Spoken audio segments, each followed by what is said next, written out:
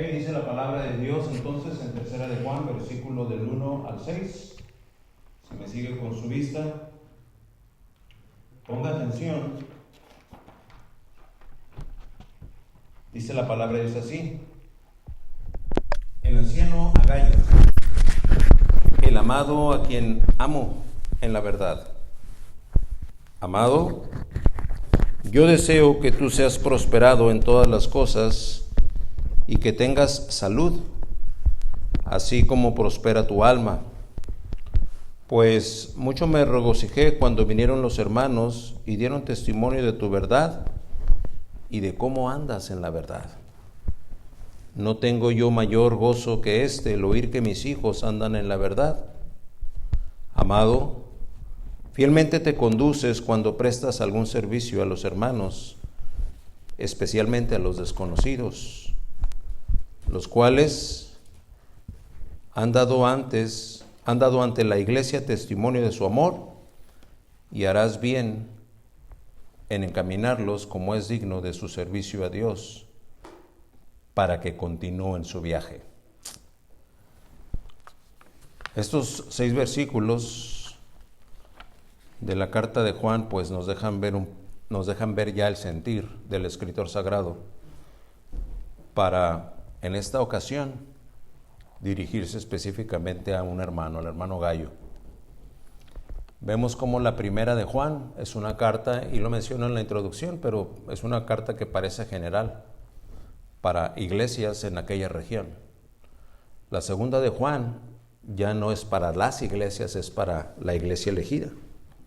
Y la tercera de Juan ahora empieza siendo dirigida específicamente a un hermano Gayo, ¿verdad? Voy a pedirle que leamos todos a una voz el versículo 3. Versículo 3, trate de participar todos en la lectura. Dice la palabra de Dios así: pues mucho me regocijé cuando vinieron los hermanos y dieron testimonio de tu verdad, de cómo andas en la verdad. Amén. Una vez más. Pues mucho me regocijé cuando vinieron los hermanos y dieron testimonio de tu verdad, de cómo andas en la verdad. Amén, gloria al Señor. Es de llamar la atención cómo de entrada el versículo propone, no sé si 2 verdades diferentes, ¿verdad? Porque el testimonio que Gayo está dando es en referencia a, dice Juan, tu verdad, pero a renglón seguido dice, y cómo andas en la verdad. Definitivamente no hay un error de sintaxis o en el sentido del mensaje. Cuando se refiere a la verdad, sabemos que la verdad es Cristo. Tu verdad, le está diciendo a Gayo, encuentra una coincidencia asombrosa con la de Cristo. No es una verdad extraviada, no es una postura diferente o completamente discordante, no. Me alegré de que tu verdad da testimonio de que andas en la verdad. Y de entrada ya nos está proponiendo un análisis de conciencia, hermano. ¿Usted anda en su verdad? ¿Y qué tanto su verdad se parece a la verdad? ¿Qué tanto es coincidente con la verdad? ¿Por qué? Porque sobre todo en estos tiempos postmodernistas, ¿verdad? Cada quien tiene su verdad. Aquel tiene su verdad, aquella tiene su verdad, este tiene su verdad y este tiene su verdad y yo tengo mi verdad. Y para no meternos en conflictos, vamos cada quien a andar con nuestra verdad y todos contentos. Ahora, si tu verdad es diferente que mi verdad y nuestra verdad es diferente que la de aquel, pues mientras nos respetemos, no. Ese es el concepto secular de este mundo. El que teme a Dios, el que tiene al Espíritu Santo morando dentro de sí, al verdadero creyente, le debe hacer temblar cuando su postura, lo que para él es su verdad, es discordante de la verdad. Y de ahí que sea muy importante considerar el peso específico que tiene este versículo que Juan le escribe al hermano Gayo. Abordaremos por fin la tercera carta del apóstol Juan. Sí, Juan, el apóstol, el hijo de Zebedeo y su papá, ¿Y quién se acuerda cómo se llamaba la mamá? Ok, ¿no se acuerdan? Yo sé que sí saben. La hermana Vero sabe, hermana. ¿Sabe cómo se llama la mamá de Juan? ¿No? La hermana Sara. Ah, Tibia, Tibia. La hermana Elvira, sí se la va a saber. No se lo sabe, hermana. Ok. La hermana Linda. Ok. Zebedeo, ¿verdad? Es el famoso. Salomé. Salomé. ¿Verdad? Salomé es la que fue allá con el maestro a meterle un hombro a los hijos, ¿verdad? ¡Ey, maestro, maestro, maestro! ¿Qué pasó? Y ahí viene Salomé, ¿verdad? ¡Ey!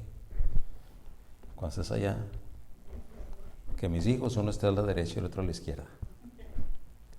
Las mamás siempre alegando por el hijo, ¿verdad?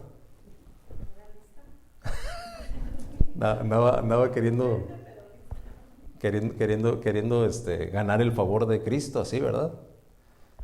Y bueno, sabemos que pues es justificado porque es la mamá, pero no necesariamente es lo correcto, ¿verdad? Pero así son las mamás. Muchas de las veces la mamá, por ser consecuente con el hijo, le permite, o con la hija, le permite hacer cosas que a la postre le pueden perjudicar. Pero es que es una lucha muy difícil de sortear.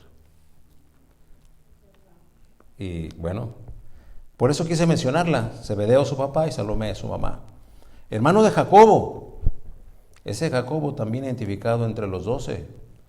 ¿Se acuerdan, hermanos? Allá lo vimos en Hechos 12, mismo que fue asesinado por Herodes. Después de que lo mata a espada, encarcela a Pedro.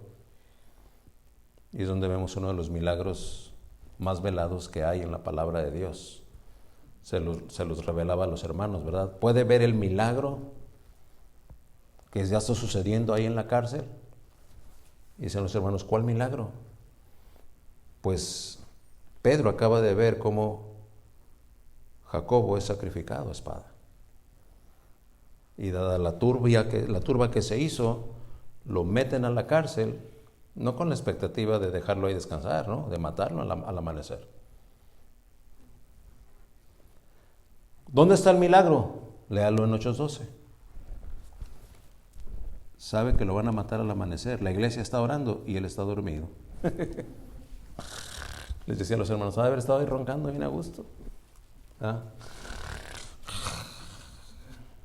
Oye, Pedro, te van a matar. Pues ahí cuando me toque, pues me tocará. Y acaban de matar a Jacobo en presencia de él. Ese Jacobo, hermano de Juan. Cuando seguimos leyendo el mismo capítulo 12 de Hechos, nos relata cómo termina ese Herodes. Ahí en el 23. Un ángel del Señor lo hirió por cuanto no dio la gloria a Dios y expiró comido de gusanos. De la nada, ¡bum!, cayó. Y los gusanos se lo comieron ahí en ese rato. Es que a Dios no podemos timarlo, no podemos jugar con él. Notaremos sobre todo los que han estado siguiendo la secuencia de predicaciones, tanto de la primera y de la segunda carta, y si se acuerda, pues ya llevamos más de un año en primera y segunda de Juan. Domingo a domingo la fidelidad de Dios nos ha mantenido en el orden que dicta la predicación expositiva, y que mientras la primera carta es escrita de manera general y casi impersonal a un número indefinido de creyentes, para que estos creyentes sean apercibidos del error y del engaño de la secta de los gnósticos, ¿se acuerdan? La segunda carta ya es dirigida a una iglesia local, la Señora Elegida, para que ame y permanezca. Pues ahora se nos revelará que la tercera de estas cartas de Juan ya es personal, ya está dirigida al hermano Gallo. Luego singulariza sus exhortaciones y prescripciones, como lo vamos a ver en los dos siguientes domingos, con respecto al Diótrefes, y hacia el final de la misma veremos que el tercero en este orden de personajes aparece Demetrio y su testimonio ejemplar y eterno. Usted y un servidor bien nos podríamos ver sorprendidos cuestionando a Juan cuando leemos esta carta. Y ese cuestionamiento Yo no dudo que va a haber 3 o 4 allá en el cielo cuando lleguen, identifiquemos al apóstol Juan y nos vayamos a acercar a decirle, oye Juan, ¿qué pasó? ¿Y eso? ¿Y eso qué? Pues el tal gallo ese, ¿por qué le escribiste a él?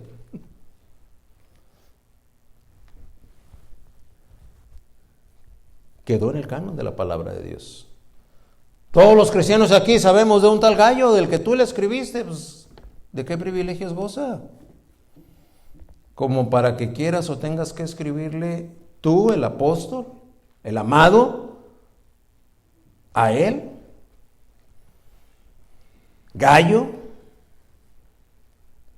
Se sabe que sin duda es un nombre muy común en esos tiempos bíblicos y en esa geografía bíblica. Según Hechos 19:29, ahí se menciona un gallo acompañado de Aristarco. Y dice que eran macedonios, compañeros de Pablo. Según el 24 de Hechos también, le acompañó a Pablo. Y este de 20:24 era un gallo de Derbe. En Romanos 16:23 aparece otro gallo como hospedador de toda la iglesia, no solamente del apóstol, pero hospedador mío, dice 16:23 de Romanos, y de toda la iglesia. Y luego ahí en 1 Corintios 1-14, Pablo lo menciona como uno que ha bautizado. A Crispo dice y a Gallo.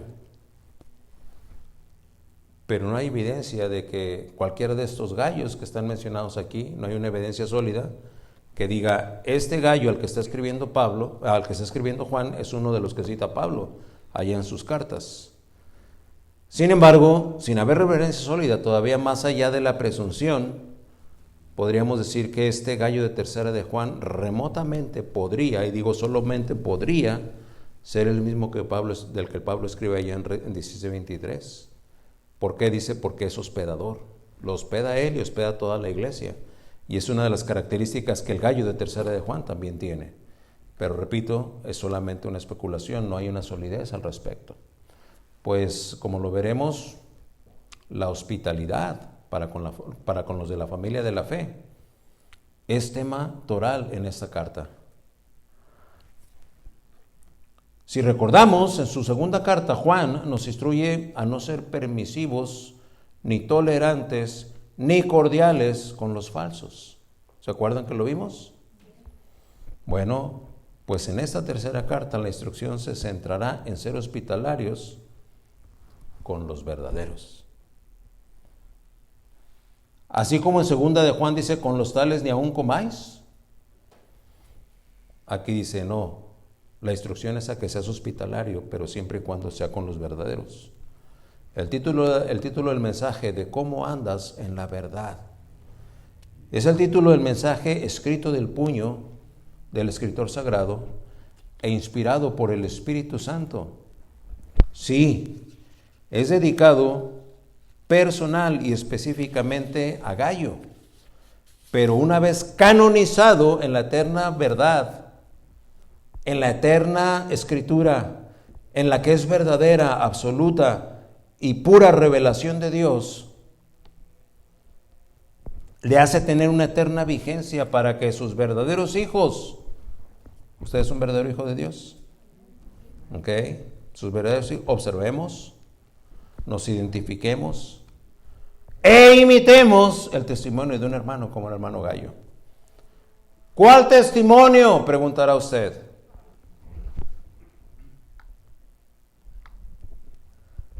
El versículo que leímos no solamente nos dice que Gallo anda,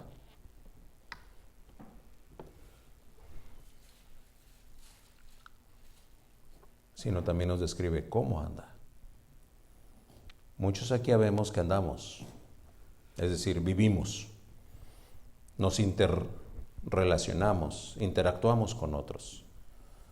Tenemos una gama de amistades, compañeros, colegas, clientes, patrones con los que interactuamos.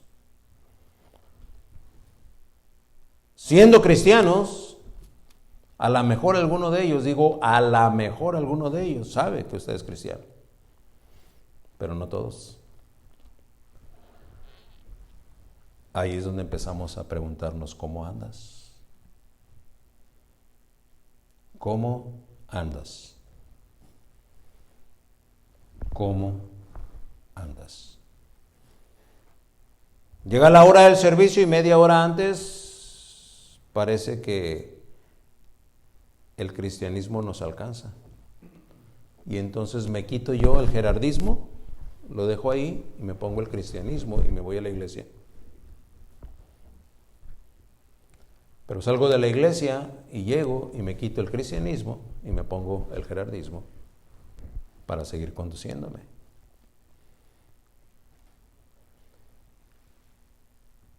El testimonio de Gallo no es un testimonio así. El testimonio que llega a los oídos y al conocimiento de Juan, el escritor, no solamente es que él está andando, pero cómo está andando. ¿Cómo está andando? Y los que reciben el devocional, si usted recibe el devocional y no lo oye con regularidad, déjeme decirle, está desperdiciando, no porque sea yo el que lo envíe, no, está desperdiciando perlas de sabiduría ahí. Pero ahí he tenido oportunidad de enseñarles camino, el andar, ¿verdad? ¿Cómo andamos? Así es que el andar tiene que ver con vivir, peripateo. Andamos, indiscutiblemente andamos, pero ¿cómo andamos? ¿Verdad? Hoy saludé a un hermano en la iglesia en inglés, ¿verdad? Que a distancia no me di cuenta que trae lastimado un tobillo, creo, y trae un bastoncito chaparrito. Entonces estábamos sentados ahí atrás, más o menos nos está Tony por ahí, y el hermano caminó por ahí y yo lo veí que renqueaba, ¿verdad? No había visto ni el bastón que traía, pero lo vi andar. Lo que me llamó la atención de su andar es que renqueaba. Entonces ya le di la vuelta, me fui para allá y ya me di cuenta que no traía zapatos porque traía uno de los pies hinchados y que traía un bastoncito chaparrito aquí para avanzar.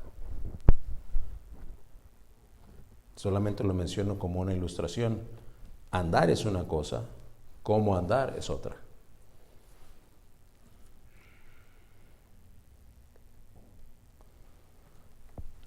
No solo que andas, sino cómo andas. Si el título de la lección nos dice claramente, y esto es de la pluma del escritor sagrado, de cómo andas en la verdad, entonces el cómo es la parte medular. Porque para andar cualquiera anda.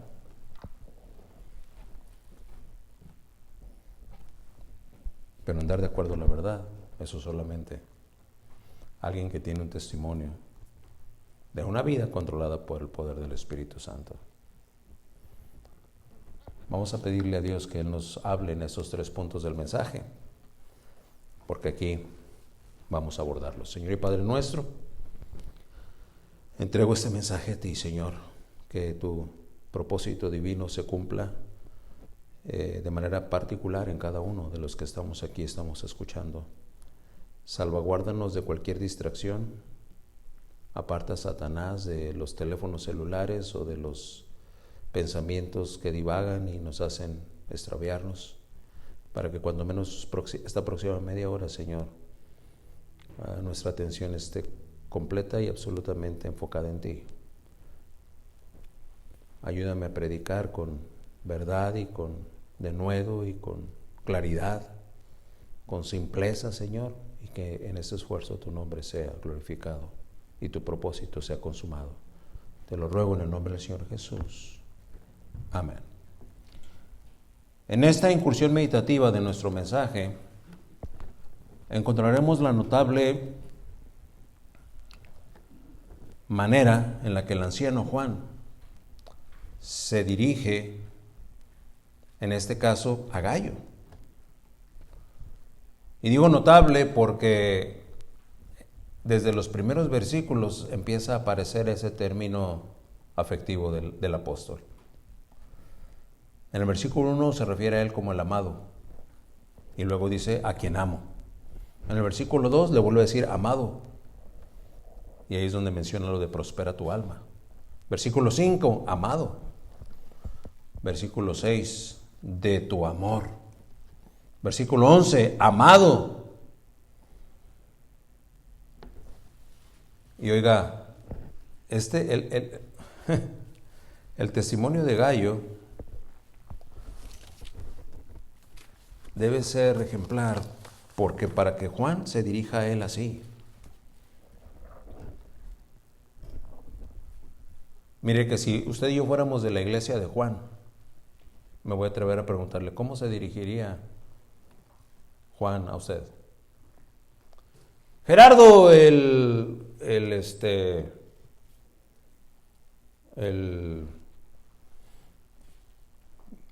bienvenido Gerardo, pásale. Gerardo, el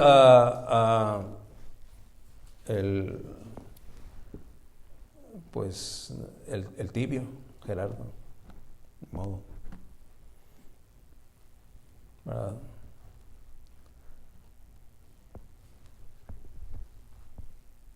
Te escribo a ti, Gerardo,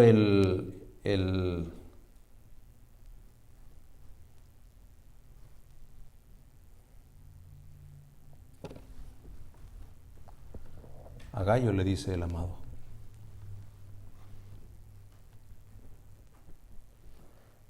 Por eso digo, es importante que encontraremos esta manera notable en la que el anciano se dirige.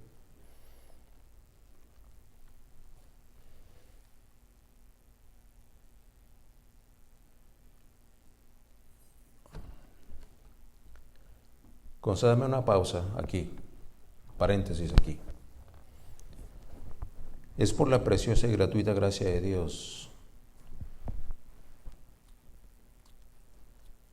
y con Él, el Dios Padre, Dios Hijo, Dios Espíritu Santo como testigo, que yo tengo que decirle a usted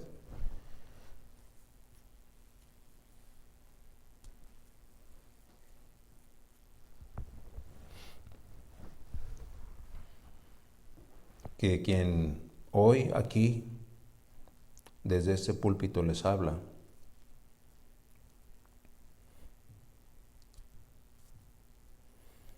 con todos los déficits evidentes, ¿verdad?, como orador que puedo tener, o como estudiante de la palabra de Dios que intento ser,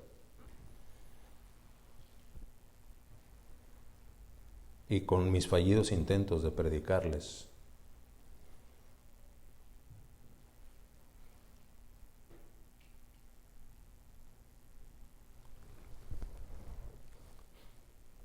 el Señor me movía mientras preparaba este bosquejo a tomar ejemplo del apóstol Juan.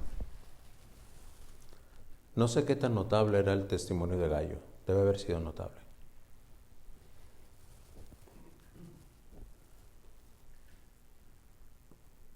Pero cierto estoy, Gallo no era perfecto. A fin de cuentas es otro hombre. Y a pesar de que no era perfecto, Juan le escribe y le dice, el amado, por tu amor, a quien amo, en tu amor. Y yo sé que algunas veces, esporádicamente, yo le he dicho a usted que le amo, hermano, pero me veo obligado a decirle que le amo. Y no tengo ningún mérito en amarle. Dios me da el amor por ustedes, por cada uno de ustedes. Perdone a este pecador redimido. Perdóneme si por mis limitaciones no he podido expresárselo como Dios nos indica que lo hagamos.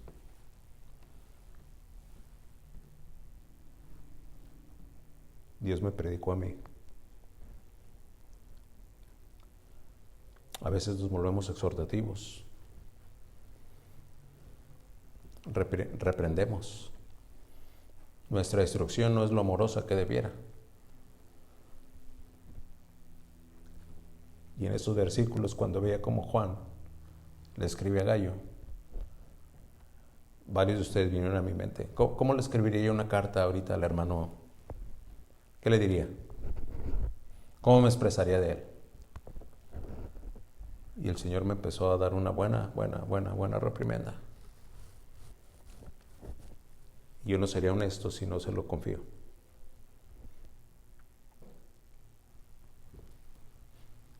Después de reponerme un poco, porque todavía no me he repuesto, dije, me estoy poniendo muy emocional, hombre, esto no es para tanto. No, el Señor no me soltó. Y después me trajo a la memoria una vivencia que tuve hace más o menos unos 20 años, que estaba predicándole a los jóvenes del CONAGEBA, Congreso Nacional de Jóvenes Bautistas, ahí en Mazamitla, muy cerca de Guadalajara, una sierra muy bonita ahí que le llaman la Suiza de México. Y ese lugar fue el asignado para tener ahí el Congreso de Jóvenes Bautistas. Estuve predicando por toda la semana, todas las noches, a este grupo de unos 900 jóvenes.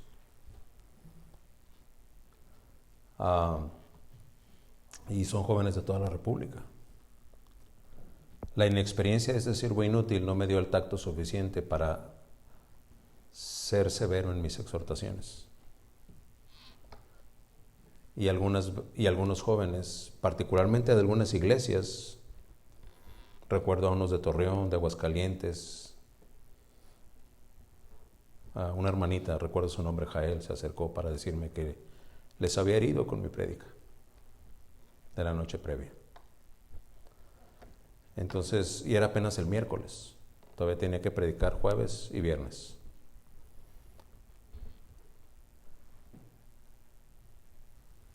Y esa semana, mientras preparaba este mensaje, el Señor trajo esa memoria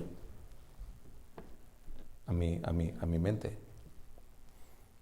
Pum, la trajo, pum, a mi conciencia, ¿verdad? La sacó del subconsciente donde estaba y la trajo. Estoy leyendo el testimonio de Juan. Y en aquella ocasión me consoló mucho este pasaje que quiero compartirle. ¿Se acuerda? Le dije que estamos en un paréntesis ahorita, ¿verdad? Si quiere ir conmigo, vaya, si no, nada más escuche. Pero el pasaje está en 2 Corintios. Y para que entienda a qué me quiero referir, es importante nada más darle 2 o 3 datos del contexto de esta carta. Entre la primera y la segunda de Corintios, Pablo escribió una carta conocida como la carta severa. Esa carta, la segunda carta, la verdaderamente segunda carta de Corintios, no quedó en el canon. Si esa carta hubiera quedado en la Biblia, entonces hubiéramos tenido primera, segunda, tercera y déjeme decirle, hasta cuarta, porque hubo otra carta muy breve de Pablo que tampoco quedó registrada en la Biblia. Entonces realmente la primera y la segunda que están en nuestra Biblia son la primera y la tercera. Entre la primera y la tercera hubo una segunda que solamente es conocida en los estudios teológicos como la carta severa. Pablo vio tal perversión en la iglesia de Corinto que no fue diplomático, fue tajante contra el pecador, contra el pecado y el juicio de Dios y fue, imagínense, Pablo escribiendo con severidad en contra del pecado. Apenas es el segundo capítulo de esta, que sería la tercera, pero nosotros la identificamos como la segunda. Y Pablo está expresando lo mal que se siente por haberles escrito esa carta. Y si tiene tiempo, lea todo el capítulo 2, yo lo voy a compartir a partir del versículo 4. Dice la palabra de Dios, porque por la mucha tribulación y angustia del corazón os escribí con muchas lágrimas. Se está refiriendo a la carta que no está canonizada. No para que fueseis contristados, sino para que supieseis cuán grande es el amor que os tengo. La severidad con la que Pablo escribió hirió a los hermanos de Corinto. Y él les está diciendo, les escribí con lágrimas, no para que fueseis contristados, sino para que supieseis cuán grande es el amor que os tengo. Y luego dice el versículo 5, pero si alguno me ha causado tristeza, no me la ha causado a mí solo, sino en cierto modo, por no exagerar, a todos vosotros. Está diciendo Pablo, les tuve que hablar así. ¿Por qué? Porque el pecado tuyo me estaba causando tanto mal. Y no nada más me estaba causando tanto mal a mí, le estaba causando mal a todos. Por eso tuve que hablarte así. Número 6, le basta a tal persona esta reprensión hecha por muchos. Así que, al contrario, vosotros más bien debéis perdonarle y consolarle para que no sea consumido de demasiada tristeza. Por lo cual, os ruego que confirméis el amor para con él. Porque también para este fin os escribí, para tener la prueba de si vosotros sois obedientes en todo. Se está refiriendo a esa carta severa. Les escribí así para que ustedes comprueben si realmente son obedientes o no. 10. Y al que vosotros perdonáis, yo también. Porque también yo lo que he perdonado, si algo he perdonado por vosotros, lo he hecho en presencia de Cristo. La carga que sentía el apóstol, que lo llevó a escribir así, es Cristo el que le ha ayudado a perdonar a aquellos que le estaban causando esa carga. ¿Quiénes eran aquellos? Aquellos desordenados, pecadores y burladores e insensibles. Y luego dice el versículo 11, para que Satanás no gane ventaja sobre nosotros, pues no ignoramos sus maquinaciones. Y si quiere lea el resto de la carta, el resto del capítulo, y va a entender mejor a lo que me quiero referir. Pero le digo esto porque el Señor me confirmó que yo tengo una deuda con cada uno aquí. Algunas veces les he dicho que les amo, pero lo cierto es que les amo más de lo que me imagino. Cuando hemos estado en esa etapa del enamoramiento, ¿verdad? ¿En quién piensa, verdad, ese joven de 18 o 20 años cuando está todo enamoradillo? Pues en la muchacha, ¿no?, de la que está enamorado.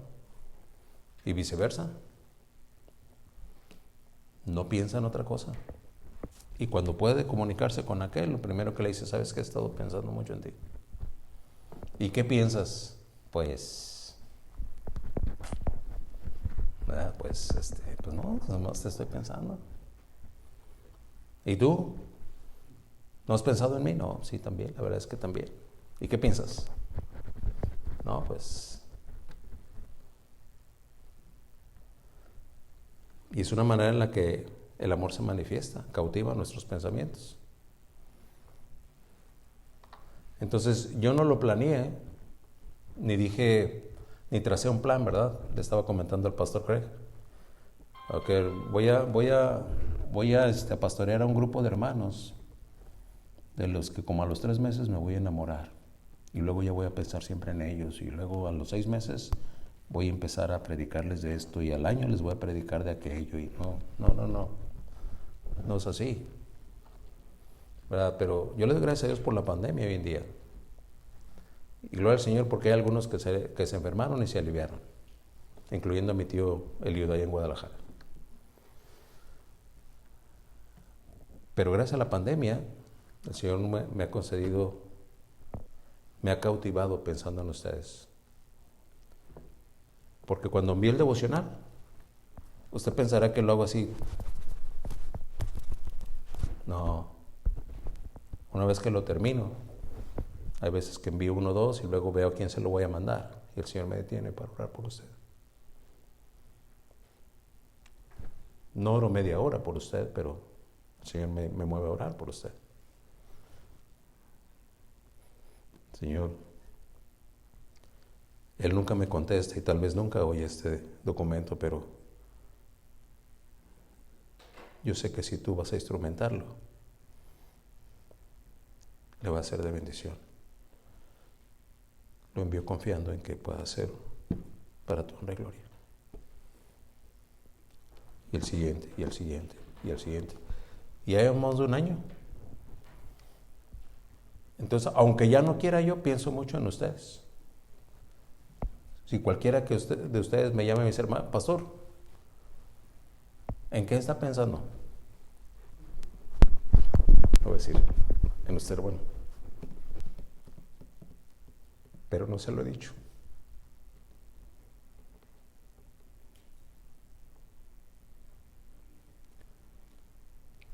Y Juan deja este testimonio para la eternidad. Gallo. Mi hermano Gallo. Así es que así lo puedo tener a usted en mente. Y para la honra y gloria de Dios, no para mí, pues yo soy una miserable piltrafa humana. Pero cada uno de ustedes son objeto de mi amor.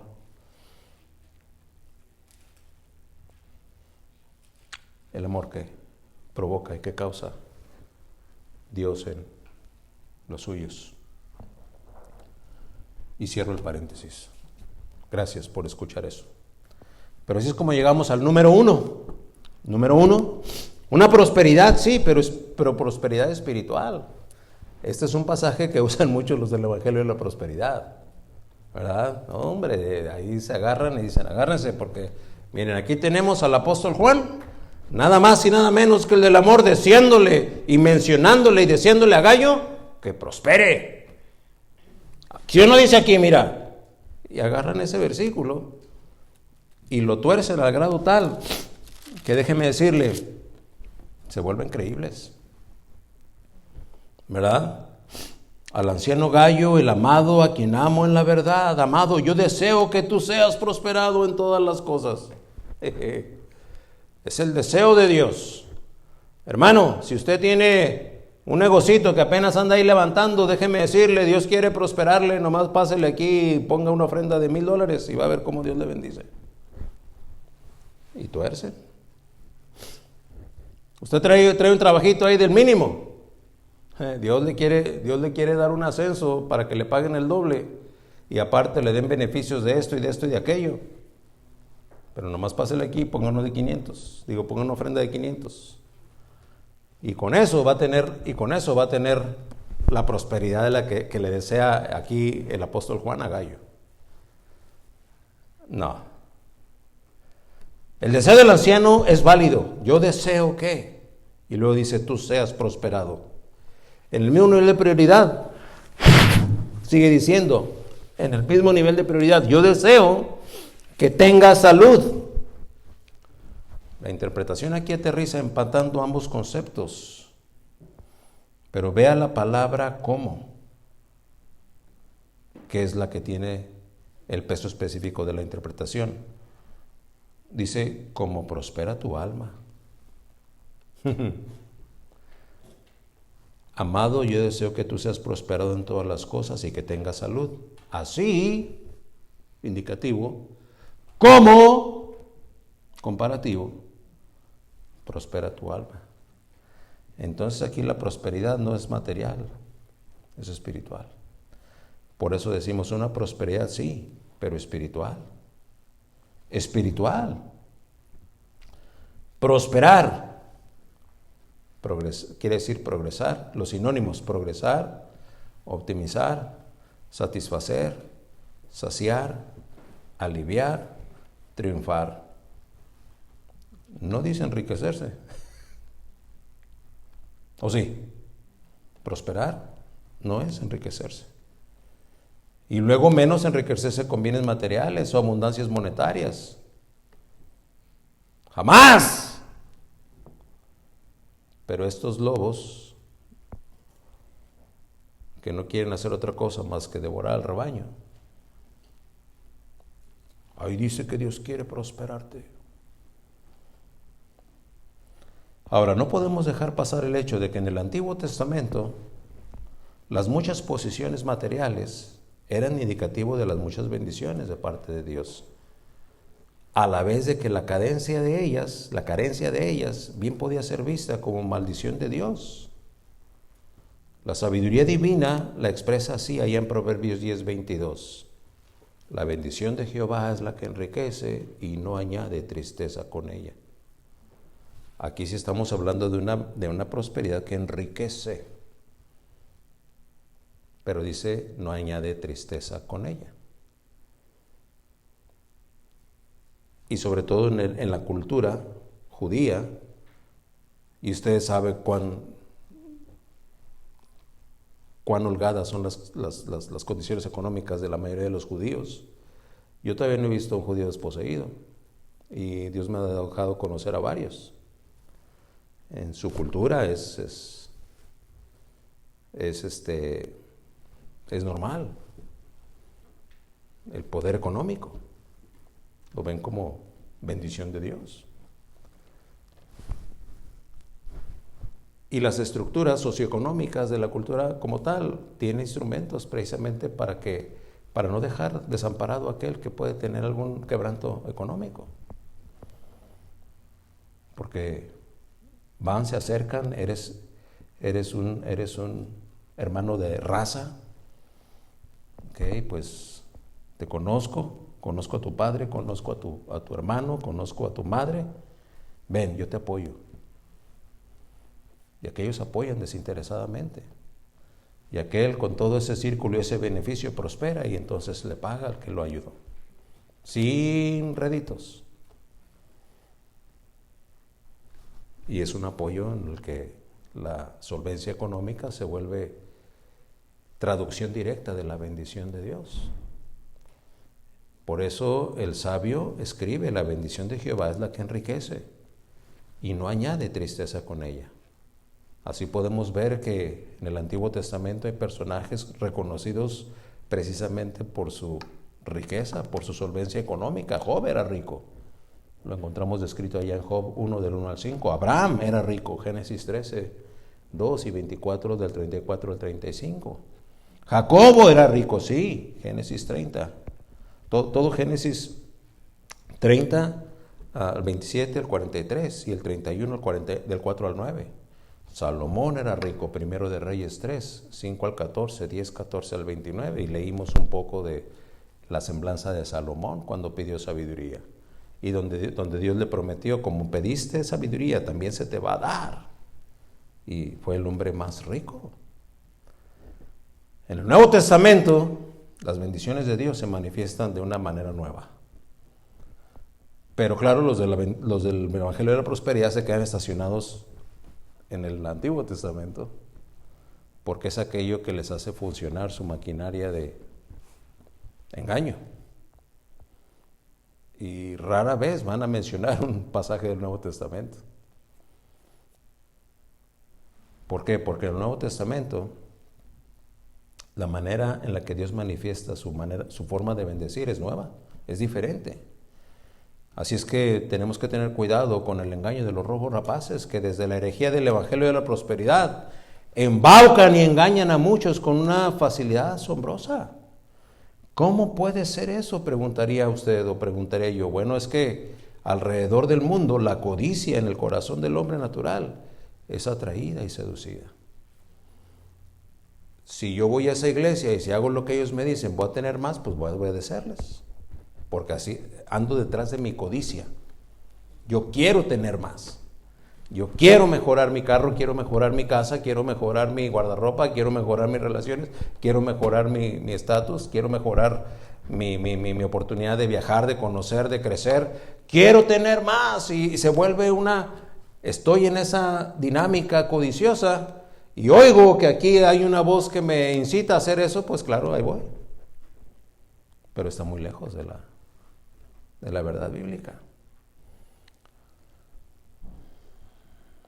No hay en la revelación de Dios promesa o garantía no testamentaria de que Dios ha de prosperarnos o sanarnos si caminamos en sus caminos.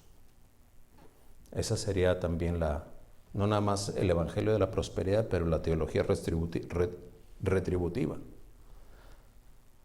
Los católicos la practican mucho, ¿verdad? Haces una manda, le traes una ofrenda a la Virgen, la traes de rodillas, llegas con las rodillas ensangrentadas, la entregas ahí en el altar y Dios te va a bendecir. Y luego con ese arraigo, algunos convertidos de esa religión tradicional llegan a las filas del cristianismo y quieren hacer trueques con Dios así. Señor, pues yo iría a los servicios de entre semana, pero nomás bendíceme para que sin trabajar me gane el triple ese día miércoles y voy a empezar a ir a la iglesia. Y todavía me acuerdo de un hermano, ¿verdad?, que decía, Señor, si tú me quitas el cáncer, te voy a servir el resto de mis días. ¿Hay manera de hacer un trueque con Dios?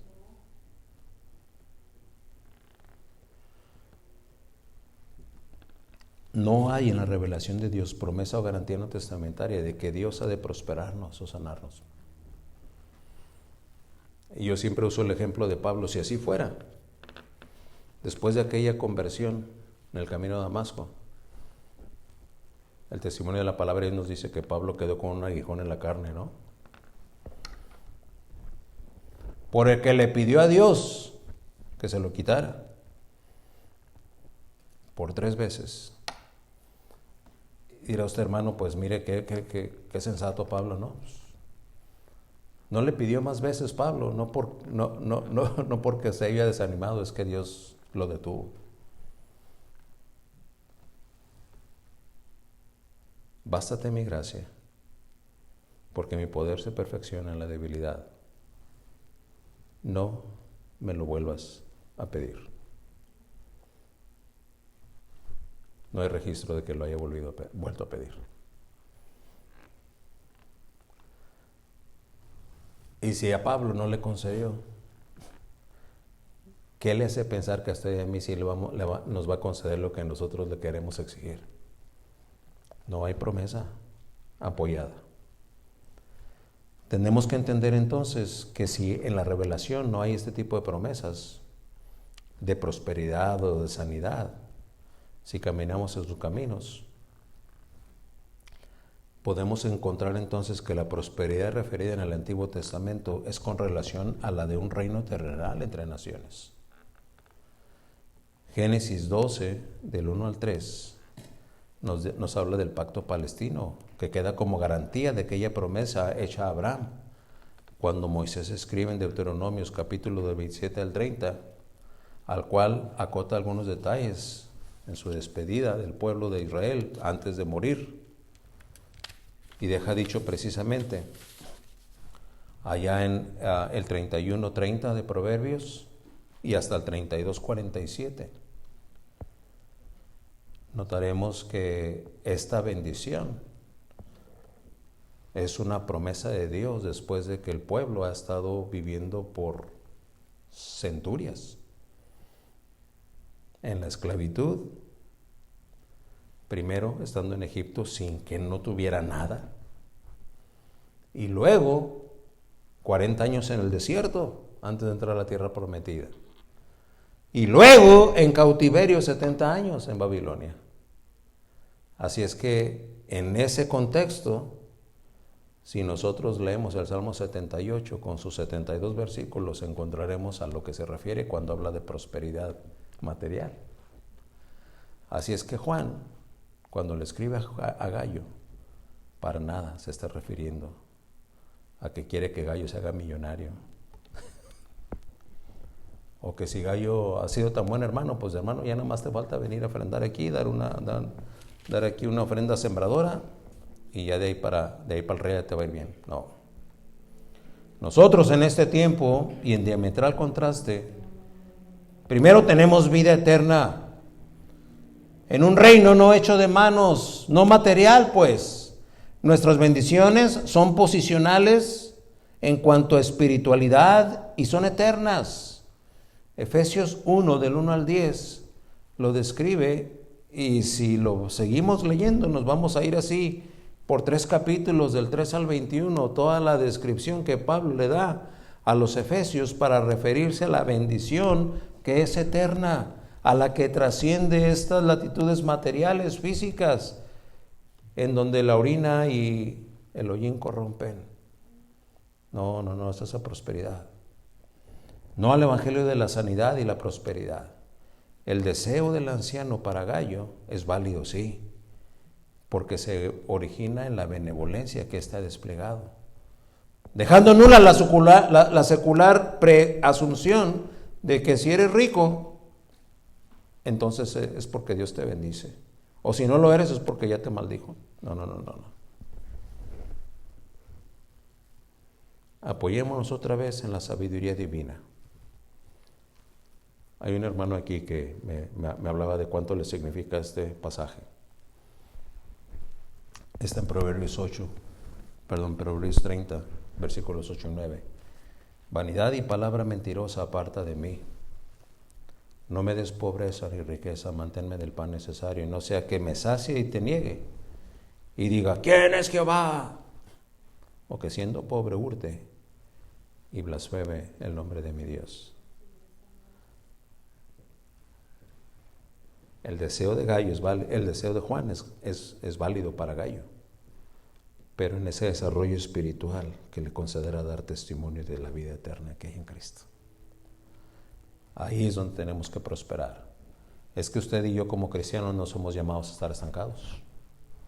Hay que crecer y hay que avanzar. Número 2, de cómo andas en la verdad. Número 2, un gozo inobjetable, sí, pero por andar en la verdad.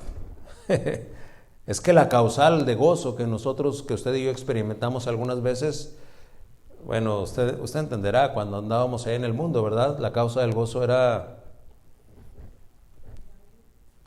una bailadita, dice la hermana, ¿verdad? Oye, pues vamos, espero que... ¿Va a haber baile? No, sí, pero ¿qué? No, pues, sinaloense, vamos, ¿verdad? Se apuntaba, era la causa del gozo. Nos vamos a reunir, fulano, sultano y perengano. Pero va a haber... sí, fulano va a llevar una botella de esta y perengano una botella de aquella. Pues yo puedo llevar una de esta, otro, ¿cómo? Tráetela. Ese era el motivo del gozo.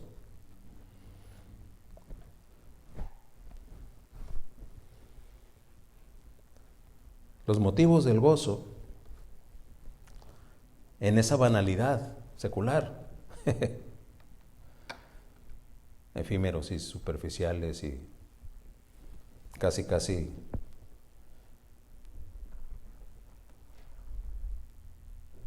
efímeros y circunstanciales. El gozo aquí es inobjetable, sí, pero por andar en la verdad. Qué diferente es ese gozo. Vamos a concebir el gozo al que hace referencia el escritor sagrado, porque mire cómo empieza diciendo el versículo 3.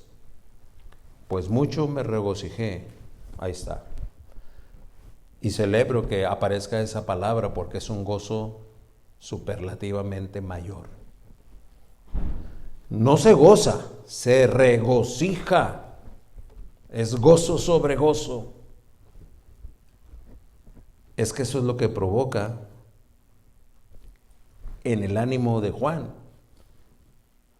el testimonio de Gayo. ¿Por qué? Porque Gayo anda en la verdad. Entonces tendremos que concebir el gozo al que hace referencia el escritor sagrado como un gozo que le embarga. Tal vez sí le emociona, pero más que emocionarle, le conmociona en un impacto que le sobrepasa. Es porque se trata nada más y nada menos que del Espíritu Santo como causal de ese gozo. Pues el fruto del Espíritu es amor, gozo. Su fruto Y la manifestación de aquel fruto, el gozo, es lo que lo hace inobjetable. ¿Cómo podríamos usted y yo pedirle al sol que no alumbre? No hay forma. Si es de día y la luz del sol le da directo al planeta, no importa que haya inclusive nubarrones. Se ve que es de día. Porque se podrá medio nublar, pero no se cierra la luz del sol. Así entonces el gozo es inobjetable. ¿Cómo disimularlo? ¿Cómo anularlo? ¿Qué le causaría a usted que Dios en su revelación eterna se refiriera a usted así? Mis hijos. Porque se sabe que somos de Él, ¿cierto? Pero que Él nos identificase como tales. Mis hijos. Es como Juan se refiere a Gallo. Me regocijé, dice el versículo 3, cuando vinieron los hermanos y dieron testimonio de tu verdad.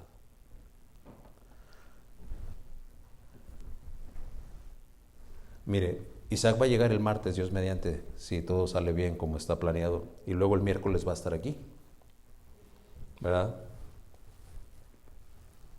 Y nos traerá el reporte de cómo le fue. Ya está a punto de ya está a punto de empezar a predicar, si no es que ya empezó. Y él va a ver los exámenes que usted y yo contestamos. Y los va a calificar, ¿verdad? Hay algunos exámenes que no le van a causar gozo. Pero por ahí habrá uno que diga, mira, este hermano sí estudió. Este hermano, por lo que quedó aquí plasmado, conoce más a Dios. El testimonio. El testimonio. A lo mejor se acerque a usted que como yo sacamos 5 de 13 o algo así, ¿verdad? Y llegue el hermano Isaac y nos diga, bueno, por ti no me regocijo, hermano, pero eres mi motivo de oración.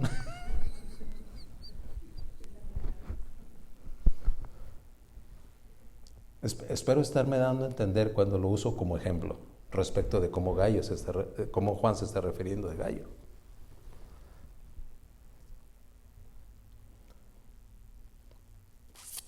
La cercanía del origen de ese gozo, que es inobjetable, es que el Espíritu Santo está ahí y se da por la cercanía que está de esa tercera persona de la Trinidad con Jesucristo, que es la segunda persona, pues Él es la verdad. Y mire lo que dice el versículo. Pues mucho me regocijé cuando, estoy en el versículo 3, pues mucho me regocijé cuando vinieron los hermanos y dieron testimonio de tu verdad, de cómo andas en la verdad. Versículo 4, no tengo yo mayor gozo que que el oír que mis hijos andan en la verdad.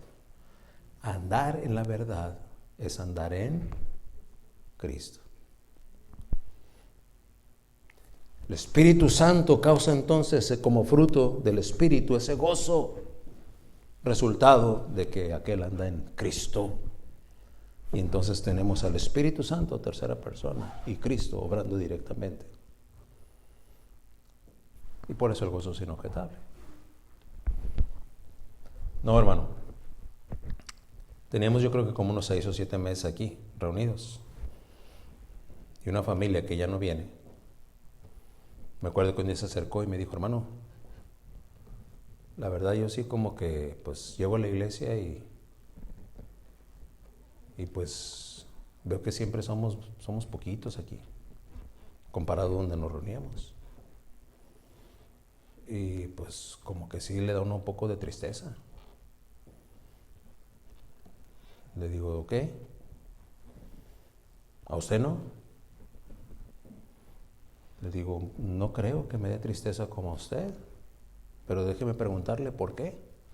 No, pues que cuando cuando hay muchos, como que se ponen nomás, como que, o sea, se anima más uno, ¿no?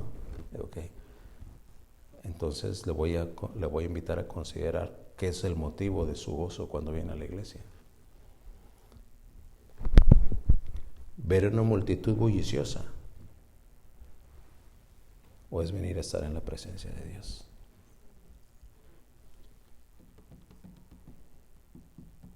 ¿Qué es lo que está causando nuestro gozo?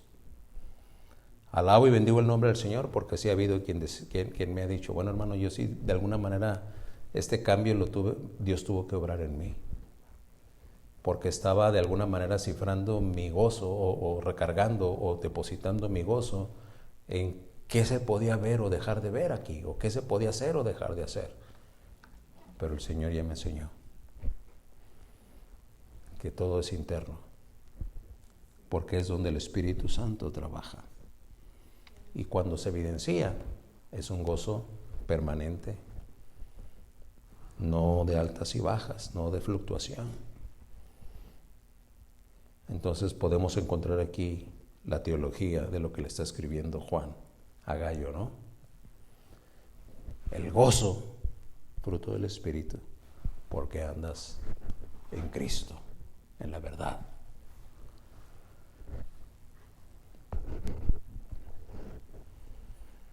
La verdad es la que detona entonces el resultado de la vida que está llena del Espíritu Santo, controlando, dirigiendo, sancionando esa vida.